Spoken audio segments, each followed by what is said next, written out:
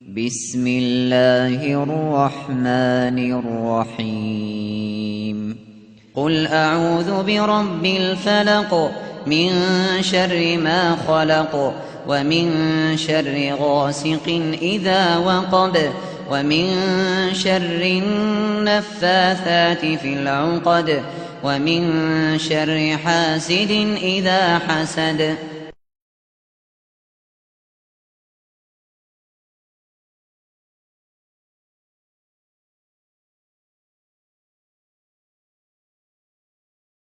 அஸ்ஸலாமு அலைக்கும்.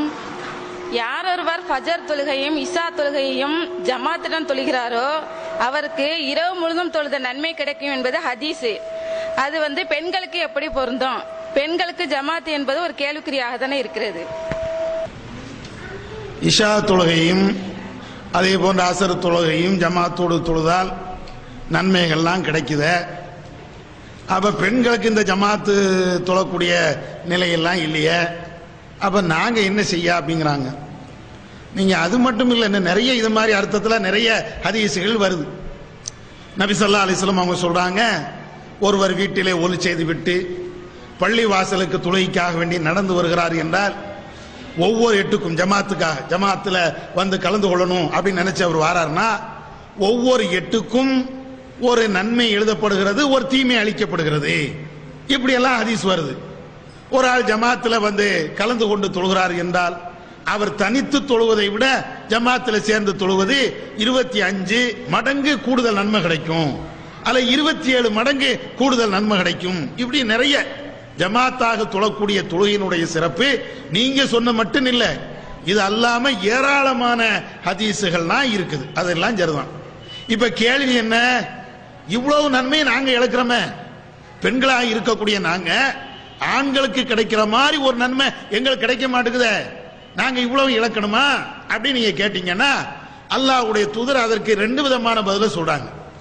ஒன்னு, நீங்க பள்ளி வாசல்ல இத மாதிரி ஜமாத்துல சேர்ந்து தொழலாம், தடை கிடையாது. உங்களுக்கு அந்த நன்மை வேணுமா தாராளமா வரலாமே. நபிகள் நாயகம் ஸல்லல்லாஹு அலைஹி வஸல்லம் அவங்க சொல்லி காட்டுதாங்களே, லா தம்னவு இமா அல்லாஹ், இந்த அல்லாஹ்வுடைய பெண்களாக இருக்கக்கூடிய இந்த பெண்களை நீங்கள் தடுத்து விடாதீர்கள். அன்னைக்கு நபியுடைய காலகட்டத்தில் சில பேர் பெண்களை பள்ளிவாசல் போக கூடாதுன்னு தடுத்தாங்க. எப்ப தடுத்தாங்கன்னா எல்லா நேரத்திலும் இல்ல, இஷா தொழுகைக்கு வரக்கூடிய பெண்களை சில பேர் தடுத்தாங்க. இருட்டா இருக்குது, பெண்கள் போயிட்டு எப்படி திரும்ப வீட்டுக்கு வர முடியும் என்பதற்காக சில பேர் தடுத்துட்டு இருந்தாங்க. அப்பதான் ரசூலுல்லாஹ் சொல்றாங்க, எந்த பெண்ணையும் நீங்க தடுக்காதீங்க. ஒரு பெண்ணு பள்ளிவாசல்ல போய் தொழணும் என்று விருப்பப்படுகிறாள் என்றால் அந்த பெண்ணுக்கு நீங்க அனுமதி கொடுங்க என்றெல்லாம் அல்லாஹ்வுடைய தூதர் பல்வேறு சந்தர்ப்பங்கள்ல இதே கருத்துல பல கோணங்களையும் விளக்குறாங்க. அப்ப என்ன, எந்த பெண்ணா இருந்தாலும் உங்களுக்கு கூடுதல் நன்மை வேணுமா, கூடுதல் நன்மை உங்களுக்கு ஆண்கள் பெற்ற மாதிரி உங்களுக்கு வேணுமா, தாராளமா பள்ளிவாசலுக்கு வரலாம், நீங்களும் அந்த ஜமாத்துல பங்கு பெறலாம், நீங்களும் அந்த ஜமாத்தோடு சேர்ந்து தொழுது இந்த பாக்கியங்களை இந்த நன்மைகளை நீங்க பெறலாம், மார்க்கம் அனுமதி தரும். ஆனா என்ன, நம்ம இந்த கால சூழ்நிலையில யாரும் பெண்களுக்கு பள்ளிவாசல இடமே ஒதுக்கிறது இல்லை. பள்ளிவாசல்னா என்ன, அது ஆண்கள் தான், பொம்பளை இருந்தா வீட்டில தான் இருக்கணும், அவங்க வீட்டில தான் தொழணும், பள்ளிவாசல் பக்கமே தலை வச்சு கூட படுத்துறக்கூடாது அப்படிங்கிற அளவுக்கு வச்சிருக்கிறாங்க. ஆனா இப்படி வச்சவங்க புண்ணியவாங்க தர்காவுக்கு மாத்திரம் பெண்களை திறந்து விட்டுருவாங்க. ஆண்களுக்கு பள்ளிவாசல், பெண்களுக்கு எல்லாம் தர்கா. ஆண்கள் என்ன செஞ்சுக்கலாம், அவங்க பள்ளிவாசல் 5 நேரம் தொழுவுக்கு பள்ளிவாசல் போய்கிட்டோம், பெண்கள் எல்லாருமே தர்காவுக்கு போகட்டும் அப்படிங்கிற நிலையில எல்லா பெண்களையும் தர்கா பக்கம் திருப்பி விட்டாங்க. அப்ப இது என்ன, இது மட்டும் மார்க்கத்தில் செல்லுபடி ஆகுமா கூடுமா? இந்த அநியாயம் நடக்கிறதுனாலதான் தர்கா கலாச்சாரங்கள் வளர்ந்ததெல்லாம் இதுதான் காரணம். பள்ளிவாசலுக்கு பெண்கள் வரலாம், இந்த நன்மையை அவங்க பெறலாம், பள்ளிவாசல பெண்களுக்குன்னு ஒரு இடத்தை நாங்க ஒதுக்கி வச்சிருக்கிறோம், அந்த பெண்கள் தொழுது போகலாம் என்ற நிலை இருந்ததுன்னா இந்த அனாச்சாரம் எல்லாம் காத்தோடு காத்தாக பறந்திருக்கும்.